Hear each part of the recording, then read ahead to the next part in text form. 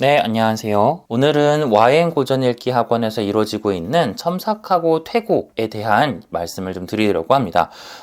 너무 중요한 부분이기 때문에 학원에서 어떤 방식으로 첨삭을 하고 또 글을 퇴고하도록 시키고 있는지에 대한 저의 철학과 나름대로의 노하우와 이게 왜 필요한지에 대해서 좀 말씀을 드리려고 합니다. 어떤 논술학원이든 다 첨삭하고 퇴고하는 훈련은 할 거예요. 그거는 글을 쓰고 있는 학원이면 원고지를 교실에 비치하고 있는 학원이라면 무조건 할 수밖에 없는 이제 과정인데, 첨삭은 보통 수업 때 이제 쓴 글을 그때그때 바로 이제 선생님들이 첨삭을 하고요. 그 다음에 이제 퇴고는 좀 몰아서 한꺼번에 이제 학생들이 지금까지 이 책을 가지고 썼었던 글들 뭐 10장, 20장을 가지고 한꺼번에 진행을 하도록 합니다. 일단 먼저 퇴고 작업부터 말씀을 드리면, 이 퇴고 작업이라고 하는 거는 자기가 썼던 글들을 자기가 직접 고쳐보는 건데요. 자기가 일단 쓰고 나서 그 자리에서 바로 너가 보고 뭐가 잘못됐는지 봐봐 이러면 잘 못 발견해요. 사실 물리적으로, 그러니까 시간적으로 거리가 좀 이렇게 있어야 자기 글이 다시 보이기 때문에 퇴고 수업을 저희가 몰아서 하는 이유는, 자기가 썼던 글들 뭐 한 달 전, 두 달 전에 썼던 글들이 되어야 비로소 객관적으로 좀 볼 수 있기 때문에 그렇고, 그리고 자기가 썼던 글들을 계속 반복해서 그 자리에서 이렇게 고치다 보면 똑같은 실수를 또 한다는 거를 학생도 눈치를 채요. 내가 여기서 주술호응이 계속 틀리는구나. 내가 이 단어를 되게 습관적으로 반복해서 쓰고 있구나. 내가 문장 구조를 잘 못 맞추는구나. 이거를 자기가 글을 읽으면 스스로 알게 됩니다. 물론 그거를 처음에는 잘 못하기 때문에 조금 이따가 말씀드리겠지만 선생님들이 그때그때 첨삭하는 과정이 다 필요한 거고, 또는 퇴고를 할 때도 너가 이런 부분을 잘 못하고 있으니까 이런 부분을 한번 해봐 라고 이제 설명, 가이드를 주는 거죠. 그럼 퇴고 작업은 어떻게 이루어지느냐? 크게 세 가지 차원의 고민을 하게 됩니다. 이걸 단계라고 표현하지 않는 이유는 1단계, 2단계, 3단계라고 말씀을 드리면 마치 이제 이거 하나를 해야 다음으로 넘어가고 이거를 해야 이제 그 다음으로 넘어가고 이렇게 이제 생각을 하시기 때문에 저희는 단계라고 표현은 안 하고 단어 차원, 문장 차원, 문단 차원, 이렇게 세 가지 차원이 있다라고 얘기를 하는데요. 단어 수준에서의 고치는 거는 사실 초등학교 저학년 그리고 몇몇 초등학교 고학년 학생들이 많이 이제 고쳐야 되는 거고, 중고등학교로 올라가거나 학원을 오래 다닌 친구들 같은 경우에는 사실 단어 차원에서 고칠 만한 부분은 별로 없습니다. 단어 차원이라고 하면 쉽게 얘기해서 맞춤법이고요. 또는 이 단어를 여기다가 쓰는 게 적절한가? 또는 이 단어를 조금 더 고급진 한자어 표현으로 바꿀 수는 없을까? 정도를 고민하는데, 초등학교 3, 4학년 친구들은 사실 단어 수준에서 맞춤법을 워낙 많이 틀리고 일단 받아쓰기가 제대로 안 되기 때문에 그거 고치느라고 시간이 오래 걸리지만, 학원을 좀 오래 다니거나 중고등학생인 경우에는 이런 표현보다 조금 더 나은 표현이 없을까를 고민하도록 합니다. 특히 한자어로 바꾸어내는 표현들, 나쁘다라는 표현들을 비판할 수 있다라는 표현으로 바꿔보도록 한다던가요. 두 번째 차원이 이제 문장 차원인데 가장 시간이 많이 걸리고 학생들이 가장 많이 틀리는 대목입니다. 이 문장 차원은 크게 세 가지를 봅니다. 이것 말고도 더 많이 보는데 일단 집중적으로 보는 게 세 가지예요. 첫 번째, 주술호응이 맞느냐. 두 번째, 수식 관계가 잘 되어 있느냐. 세 번째, 앞뒷 문장 연결이 부드러운가. 첫 번째 주술호응은 주어와 서술어 사이에 호응이 되냐는 거예요. 내가 이 문장에 주어라고 쓴 애가 서술어로 내가 마지막에 쓴 애하고 연결이 되냐는 겁니다. 이거 정말 많이 틀리고요. 글을 좀 쓴다는 친구들도 쓰다 보면 많이 틀립니다. 이걸 틀리는 원인은 여러 가지예요. 주어를 써놓고 이 주어를 어떻게 처리해야 될지 몰라서 서술어를 잘못 쓰거나, 아니면 주어를 썼는데 그 뒤에 할 말이 더 많으니까 주어가 연달아서 몇 개가 나오다 보니까 서술어를 누락시켰거나, 아니면 인용하는 경우에는 이걸 어떻게 제심은 가는 이라고 말을 시작했으면 제심은 가가 주어인 건데 그 뒤에 다시 제심은 가는 동물농장의 스킬러는 이러고 주어가 두 번 나오다 보니까 맨 마지막에 서술어 쓸 때는 스킬러에 대한 서술어만 나오지 이 제심은 가라고 하는 주어는 잊히게 되는 거죠. 그런 경우도 있고, 문장의 길이가 너무 길어져서 주어와 서술어 관계가 여러 번 나타나도 또 어떤 서술어나 주어가 누락되게 됩니다. 그리고 앞에 나와 있는 문장을 지칭할 때 이는 아니면 이 사람은, 아니면 이런 문제는, 이렇게 좀 대명사를 사용하거나 관형사를 사용해서 뭉뚱그려 표현하게 되는데, 이런 경우에도 주어가 바로 서 있지 않으면 나중에 뒤에 가서 서술어를 쓰는데 문제를 겪습니다. 요거 잡는 게 첫 번째고, 이제 두 번째는 수식 관계인데요. 수식 관계는 예를 들어서 나이가 어린 학부모와 함께 있는 어린이. 그러면 학부모가 나이가 어린 게 아니라 어린이가 나이가 어린 거겠죠. 근데 나이가 어린이 앞에 붙어 있지 않고 학부모 앞에 붙어 있으면 수식이 이상해집니다. 학부모와 함께 있는 나이가 어린 어린이라고 하면 의미관계가 분명해지죠. 물리적으로 내가 꾸며주는 말하고 꾸밈을 받는 말이 가까이 있어야 되는데, 또는 쉼표로 그거를 구분을 해줘야 되는데, 그런 구분이 명확하지 않다 보니까 일단 생각나는 대로 꾸며주는 말들을 썼다가 저 뒤에 가서야 막 꾸며주는 말들이 내가 생각해보니까 늘 게 많아서 막 추가되니까 나중에 가서야 불명확하게 이제 수식이 되는, 꾸밈을 받는 친구가 너무 멀리 있다 보니까 불명확하게 수식되는 경우도 있습니다. 수식 관계를 잡아줘야 되고,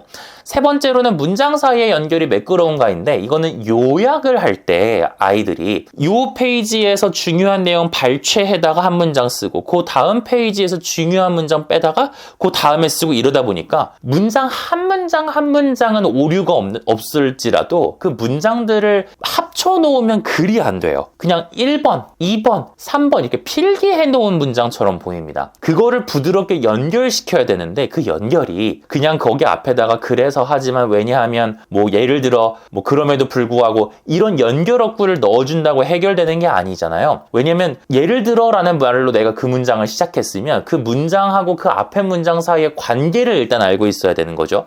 앞에 나와 있는 게 이론이고 뒤에 나와 있는 게 예시구나. 그리고 예를 들어라고 시작했으면 뭐뭐뭐뭐뭐가 있다라는, 아니면 뭐뭐뭐 현상도 한 예이다, 이런 식으로 문장이 끝나야 된다면 그 어떤 부사어로 시작했느냐에 따라서 뒤에 나와 있는 문장의 구조가 조금씩 달라진다는 거죠. 그거를 생각해야 되고, 혹은 학생들이 되게 쉬운 것 같으면서도 어려운 게 그리고 하고 그래서를 같은 말인 줄 알아요. 근데 그리고는 문장이 비슷한 소재가 나열되는 거죠. 비슷한 소재를 갖고 있는 문장이 나열되는 게 그리고입니다. 근데 그래서를 습관적으로 쓰는데, 그래서는 인과관계예요. 앞에 나와 있는 문장, 그래서 뒤에 나와 있는 문장, 이렇게 되면 뒤에 나와 있는 문장이 결과고 앞에 있는 애가 원인이라는 뜻이 됩니다. 근데 인과관계하고 나열은 전혀 별개의 그 관계잖아요. 그렇기 때문에 그래서를 습관적으로 쓰는 것도 조심해야 됩니다. 이런 것들을 잡아주는 게 총체적으로 문장 차원에서의 퇴고가 되겠습니다. 마지막으로 이제 문단 차원에서의 이제 퇴고가 들어가면, 사실 초등학교 저학년들이나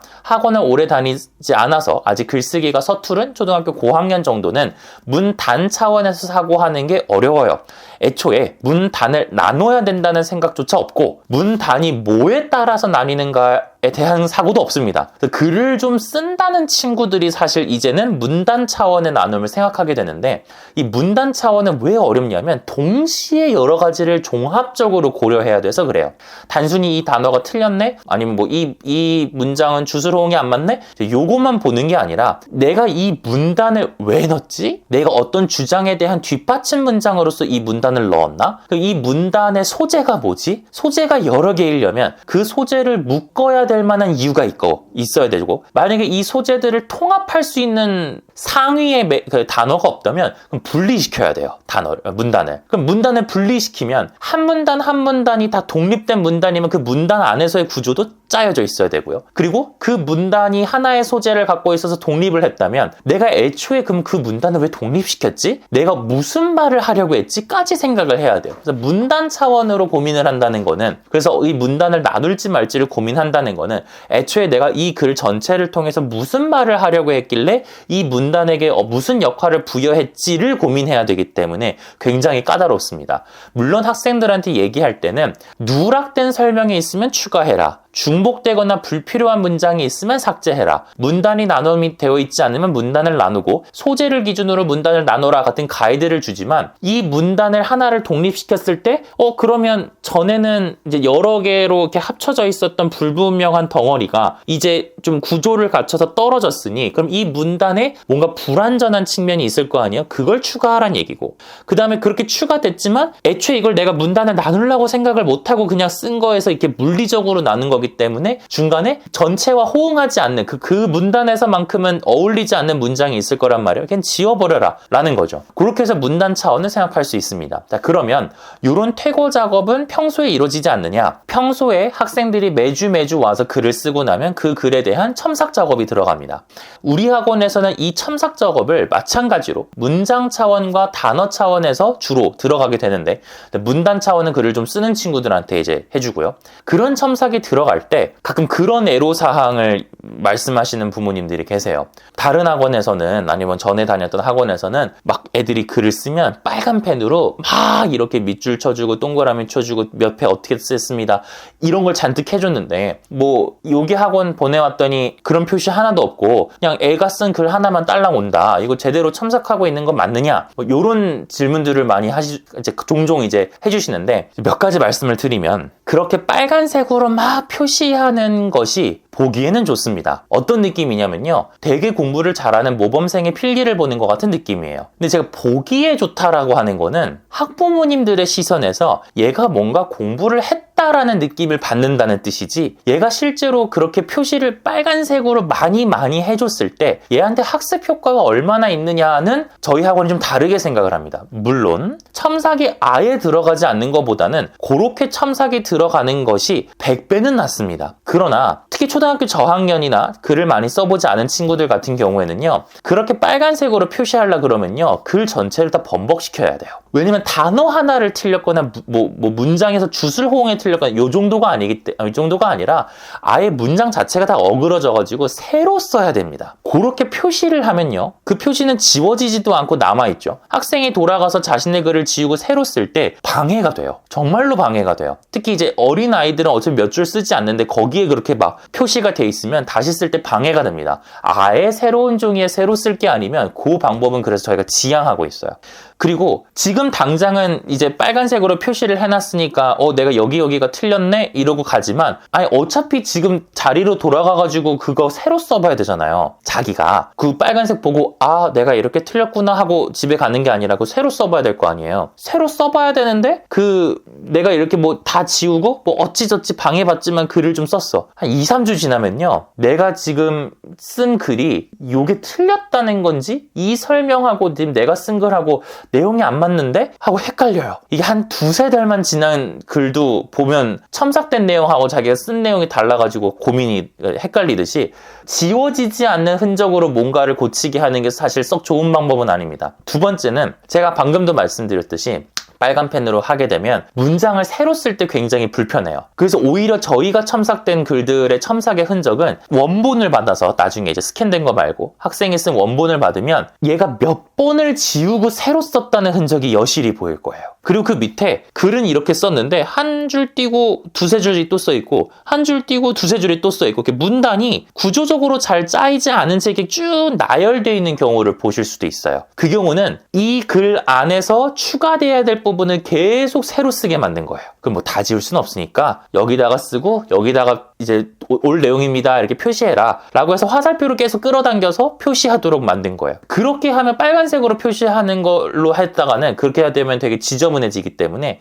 저희는 글을 그 자리에서 거의 다 새로, 좀 심하면 좀 새로 다시 쓰게 만들다 보니까 빨간색으로 번복된 표시 또는 뭐 보기에 되게 예쁜 첨삭보다는 실제로 학생들에게 도움이 되게 연한 색으로 표시를 해서 밑에 가이드를 이렇게 써봐 저렇게 써봐라고 주는 거예요. 그리고 저희가 이렇게 하는 또 이제 예상치 못한, 사실 저도 예전에는 예상하지 못했던 세 번째 이유가 있는데, 빨간 펜으로 하지 않는, 빨간 펜으로 이렇게 넌 여기가 틀렸고 여기가 틀렸는데 이건 저렇게 됐고 이렇게 막 보기에 이쁘게 딱 해서 주잖아요. 어린애들이 자리로 돌아가서 웁니다. 여학생 남학생 할 것 없이 울어요.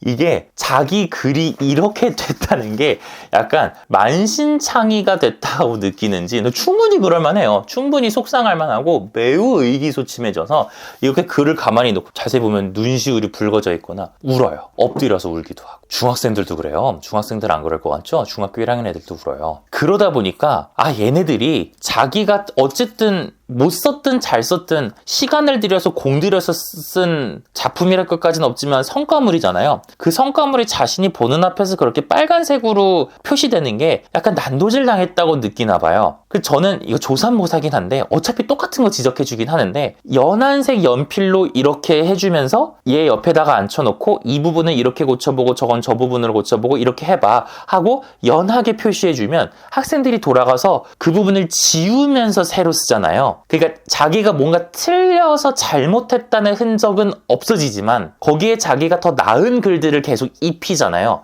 그런 거는 좀 덜 부담스러워 하더라고요. 진짜 조삼모사라서 어차피 결과는 똑같은데 아이가 울지 않게 하는 것도 저희들 입장에서 굉장히 중요한 문제이기 때문에 빨간 펜으로 지향하고 있고요. 근데 또 저희라고 그 빨간 펜의 효과를 모르겠습니까? 나중에 2, 3개월치 책 자기가 썼던 글들 10장, 20장 모아가지고 퇴고시킬 때는요, 빨간색으로 시켜요. 그래서 빨간색이 진짜로 이번에는 자기들의 손에 의해서 범벅된 채로 이제 원본 파일이 집으로 갈 거예요. 그때는 걔네들이 또 신나해요. 이상하게 남이 지적해가지고 이거 틀렸어 해가지고 빨간색으로 난도질해 놓으면 그건 속상한데, 자기가 하잖아요? 그러면 내가 선생님이 된 것처럼 나의 실수를 교정한다는 생각보다는 이 학생의 이런 실수를 내가 또 발견해서 내가 더 낫게 썼네 라는 생각으로 막 신나가지고 막 빨간색으로 막 표시를 하고 지우고 막 이러더라고요. 그거는 또 전혀 속상하지 않아 보입니다.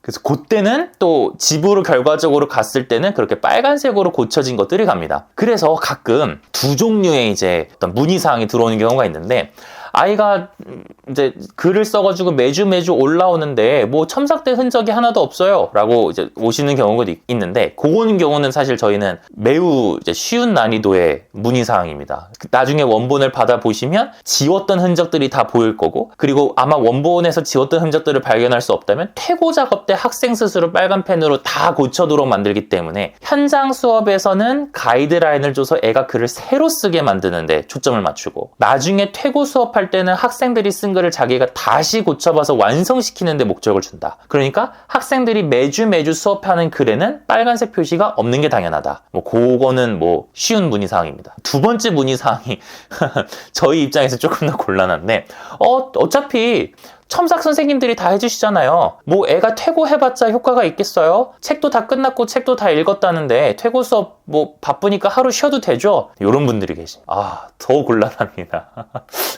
왜냐면 앞에 문의사항은 이게 고치는 걸 중요하다는 걸 너무 잘 알고 계시는 부모님이라서 우리가 이렇게 고쳐요라고 설명만 드리면 되는데, 이제 이런 부모님들께서는 저희가 이걸 왜 고쳐야 되는지를 설명해야 되잖아요. 그래서 사실 이 영상을 찍고 있지만, 아무튼 그래서 퇴고 수업 중요합니다. 빠져도 되는 수업이라거나 꽁으로 넘어가는 수업이라고 생각하면 안 되고요. 학생들도 처음에는 퇴고 수업한다 그러면 책도 안 읽고 글도 안 쓰네, 너무 신난다 이러지만 2시간 내내 자기가 썼던 글을 고치는 게 시간도 엄청 빨리 가고, 정말 선생님 이렇게 시간이 빨리 갈 줄 몰랐어요 막 이러고 막 지쳐하고 막 체력적으로 고갈돼서 퇴고 수업이 제일 힘들어요 막 이렇게 얘기하거든요. 힘든 건 어쩔 수 없죠. 왜냐면 짧은 시간 안에 글을 계속 고치기 때문에 머리를 엄청 쓰거든요. 그러니 정규 수업 때 이루어지고 있는 글들이 충분히 다 첨삭되고 있다는 점을 다시 한번 말씀드리고, 두 번째로 퇴고 수업 때 학생들이 자신의 글을 싹 다 고쳐 올 테니 학생들의 퇴고 실력을 믿어주시고, 그리고 퇴고 수업은 매우 중요한 수업이기 때문에 하루 쉬어도 되시죠? 라고 생각하시기보다는 그 수업만큼은 꼭 보내도록 하겠습니다 라는 마음가짐을 가져주시면 어떨까라는 생각이 듭니다. 이곳으로 또 저희 학원에서 이루어지고 있는 첨삭하고 퇴고 수업에 대한 설명을 마치도록 하겠습니다. 감사합니다.